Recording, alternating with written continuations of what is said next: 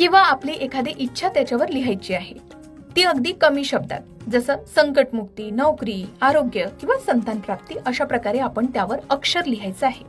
लिहिताना मात्र मनात फक्त तीच इच्छा ठेवा, दुसरा काही विचार ठेवू नका.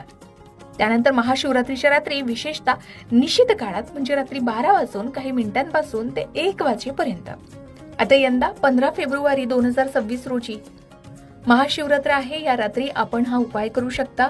पण जर ते शक्य नसेल तर रात्रीच्या कोणत्याही प्रहरात आपण हा उपाय करू शकता. शिवलिंगावर किंवा मूर्तीसमोर किंवा फोटोवर हे बेलपत्र व्हायचं आहे. याआधी आपण अभिषेक करायचा आहे आणि हे बेलपत्र आपल्याला अर्पण करताना म्हणायचं आहे की हे महादेवा, माझी ही इच्छा पूर्ण कर, मी तुझ्यावर पूर्ण श्रद्धा ठेवतो. आणि नंतर ओम नमः शिवाय या मंत्राचा जप करत राहायचा आहे. शास्त्रानुसार महाशिवरात्रीला अशा प्रकारचं बेलपत्र अर्पण करणाऱ्या भक्तांच्या अनेक जन्मांची पापं नष्ट होतात, अडकलेली कामं मार्गी लागतात, ग्रहदोष दूर होतात आणि मनोकामना पूर्ण होतात. कारण महाशिवरात्र ही जागरणाची रात्र आहे, म्हणजे आपल्या आतल्या शिवशक्तीला जाग करण्याची रात्र आहे. जेव्हा तुम्ही श्रद्धेनं हे काम करता किंवा कोणतेही उपाय करता, तेव्हा महादेव स्वतः तुमच्या इच्छा ऐकतात आणि तुमच्यावर कृपा करतात, असे बऱ्याच जणांचे अनुभव आहेत. अनेक भक्तांनी सांगितलंय की या उपायाने त्यांच्या जीवनात चमत्कार झालेत, नोकरी लागली, आजार बरे झाले आणि नातेसंबंध सुद्धा सुधारले. आता फक्त हा उपाय करताना काय करू नये तर बेलपत्र फाटलेले, जुने किंवा 3 पेक्षा कमी किंवा जास्त पानांचे घेऊ नये.